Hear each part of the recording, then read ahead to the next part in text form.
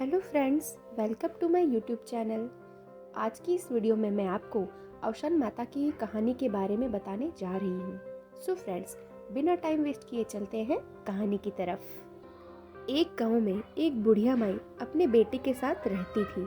वो हर गुरुवार को औशन माता की पूजा करवाती थी, उनकी दुर्दुरिया करवाती थी। इसी प्रकार उनकी दिनचर्या हमेशा से चलती है। कुछ समय बाद वो अपने बेटे की शादी भी कर देती है।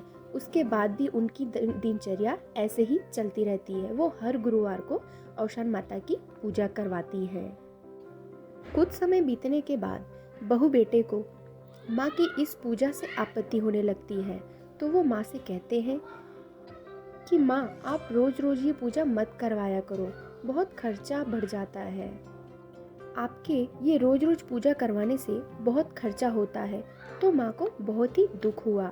उन्होंने कहा, माँ बोली, बेटा अगर ऐसी बात है तो तुम मुझे 2 समय के बजाय एक ही समय भोजन दो, पर मैं औशान माता की पूजा करवाना, उनकी दुर्दुरिया करवाना कभी नहीं छोड़ूंगी। बेटे बहू ने कहा, ठीक है माँ। वो लोग माँ को एक ही समय भोजन देने लगे। थोड़े दिन ऐसा चला। कुछ दिन बाद फिर बहू बेटे को आपत्ति होने लगी और फिर उन्होंने कहा, अरे माँ, बहुत खर्चा होता है, ये पूजा पाठ मत करवाया करो। औशन माता की रोज रोज पूजा क्यों करवाती हो आप? माँ फिर बोली, अरे बेटा, अभी भी तुम्हें आपत्ति है? अगर ऐसा ही है तो तुम मुझे दोनों समय ही भोजन मत दो, पर मैं औशान माता की पूजा करवाना, उनकी दुर्दुरिया करवाना नहीं छोड़ सकती। मैं ये पूजा जरूर करवाऊंगी। तो बहू बेटे बोले, अच्छा ठीक है। फिर उन्होंने माँ को दोनों समय भोजन देना बंद कर दिया। इसी प्रकार कुछ दिनों तक और उनकी दिनचर्या ऐसे ही चलती रही। कुछ समय बीतने के पश्चात फिर बहू बेटे ने आपत्ति जताई कि माँ, आपकी इस पूजा पाठ करवाने से बहुत ही खर्चा बैठता है हमारा। आप औशान माता की पूजा करवाना कम कर दो, दुर्दुरिया करवाना बंद कर दो। तो माँ को इस बात से बहुत गुस्सा आया और बहुत दुख भी हुआ, पर वो किसी से बिना कुछ कहे ही घर छोड़कर वन में निकल गई। वन में जाने पर उन्होंने खूब मेहनत मजदूरी की। फिर उनके कुछ ही दिन बाद से दिन बदलने लगे, लेकिन वो औशान मैया की पूजा, उनकी दुर्दुरिया करवाना कभी नहीं छोड़ती। वो हमेशा से पूजा करवाती ही रहती थी। हर गुरुवार, हर बृहस्पतिवार को वो औशान माता की 7 सुहागनों को बुलवा के पूजा करवाती ही रही हैं। और इसी पूजा के कारण उनके दिन बदलने लगते हैं। धीरे धीरे वो अपना घर बनवा लेती हैं। घर में बरकत होने लगती है। इस पूजा, माँ के कृपा से उनके घर में बरकत आने लगती है। जैसे जैसे माँ और इस यहाँ पे जैसे जैसे माँ धनवान होती रहती हैं, वैसे ही वैसे उनके वहाँ बहू बेटे कंगाल होते जाते हैं। यहाँ तक कि उनको घर बेचने तक की नौबत आ जाती है और वो घर भी बेच देते हैं।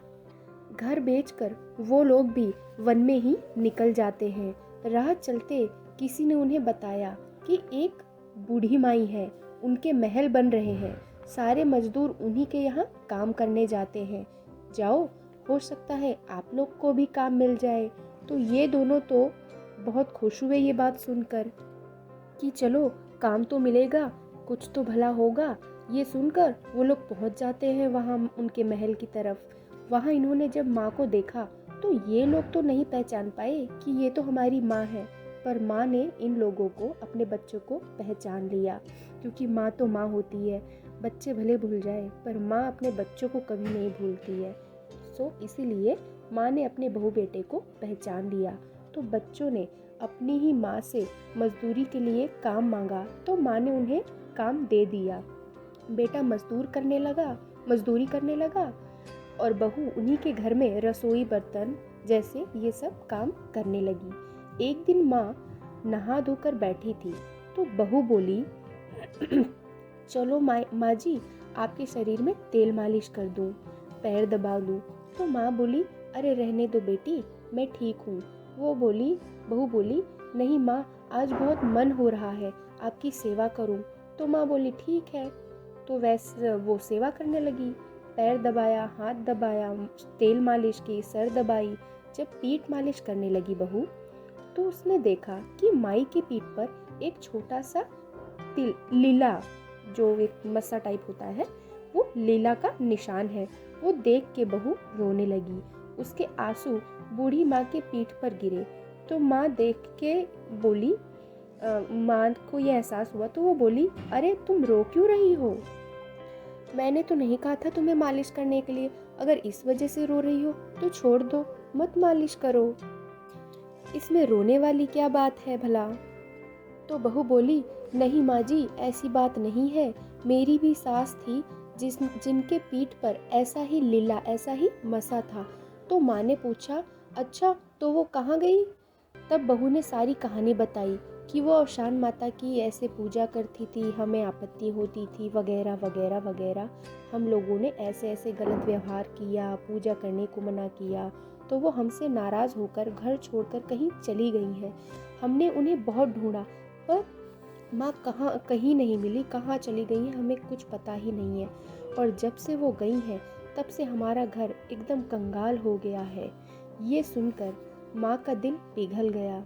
माँ का दिल तो माँ का ही दिल होता है, वो पिघल गया। अब माँ बोली, तब उनसे नहीं रहा गया तो वो बूढ़ी माई बोली कि मैं ही तुम्हारी सास हूँ, मैं ही तुम्हारी माँ हूँ, तुम मेरी ही बहू हो। वो अपनी बहू को समझाने लगी कि अब ये बात हमेशा याद रखना कि कभी भी किसी की भी पूजा में विघ्न बाधा मत डालना, ये पाप है। किसी की आस्था पे मजाक मत उड़ाना, उनका मजाक मत बनाना। बहू बेटे ये बात समझ गए।